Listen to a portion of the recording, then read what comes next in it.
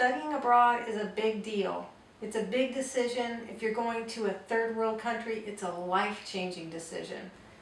Bienvenidos. Welcome. Today we're going to talk about the risks and rewards of study abroad. And this involves travel abroad or study abroad, especially if you're going to a third world country.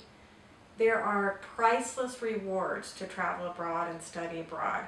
So I don't want this video to diminish any of those wonderful opportunities that exist with study abroad.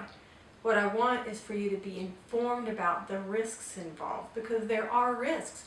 You got great reward, there are going to be greater risks. So we're going to talk about 4 areas of risk, and then we're going to talk about the great rewards. The first area of risk is financial. Not only might it cost a lot to go study abroad or travel abroad, it's also going to take your time, but there are also other financial costs that you might incur. When you study abroad, the country you're visiting has a different legal system and a different political system. Many times these systems are corrupt and they tend to want to take advantage of people who are from other countries. So you might get involved in a situation that's going to require fees, fines, or bribes.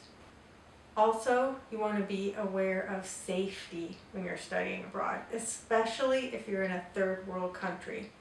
It's likely that you will experience theft when you are in a third world country. The longer you're there, the more likely it is. There are some steps you can take to avoid that, but just be aware that there's a greater risk of crime, especially theft or robbery.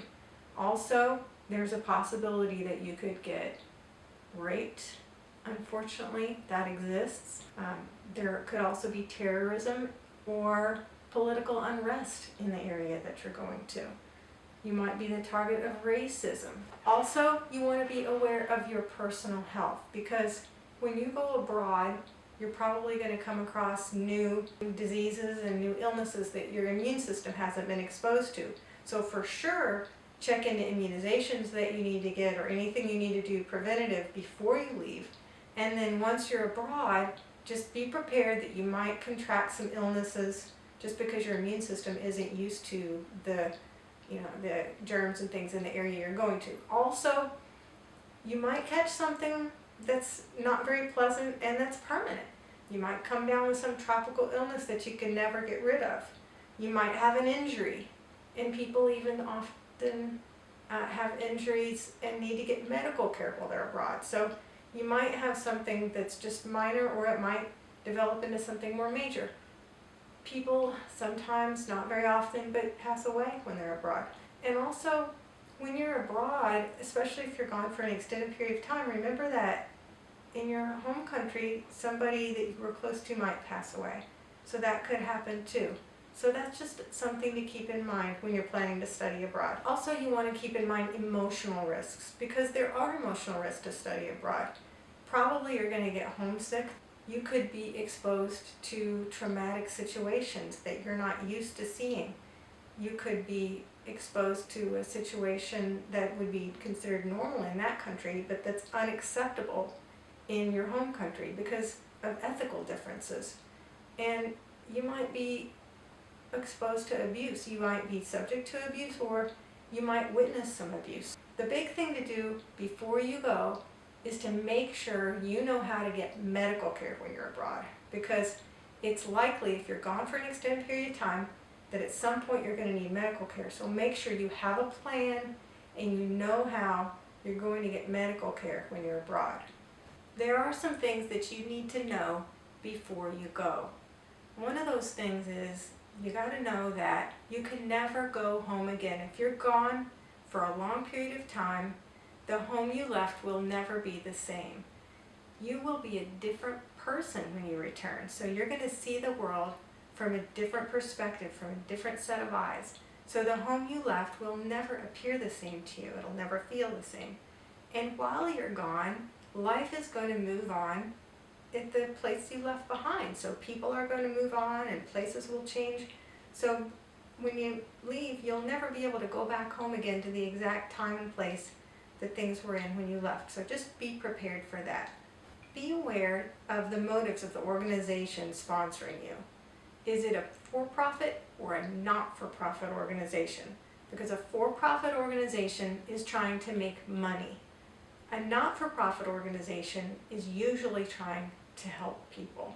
Even though it seems like you have lots of time, it will go by very quickly. So you want to be aware of what you're doing, why you're doing it, and how much time you're spending on an activity.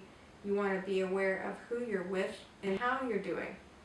Be prepared when you return home to experience culture shock. Culture shock is something that people experience at a mild level or sometimes at a severe level. So look into what culture shock is and be prepared for that to confront you when you return home, especially if you're gone for a long period of time. A lot of people who experience culture shock feel better if they are with other people who have had similar experiences. And the other thing I want to share with you is a book called Grandfather's Journey by Alan Say. Grandfather's Journey looks like a children's picture book, but it has mature themes in it for adults, and it addresses issues felt by people who have experienced multiple cultures. So check this book out. It'll give you a glimpse of what it's going to feel like once you have studied abroad. The biggest reward of study abroad is the people you're going to meet. You're just going to have the opportunity to meet so many different people from different cultures. It's going to open your mind to the world. You're just going to have a broader and deeper perspective of global issues like societal issues, economic issues, environmental issues, and political issues. You're going to become intimately involved with another culture. You're going to have the opportunity to learn another language. Your communication skills are just going to grow tremendously. You will develop self-confidence and the ability to feel comfortable in a variety of situations.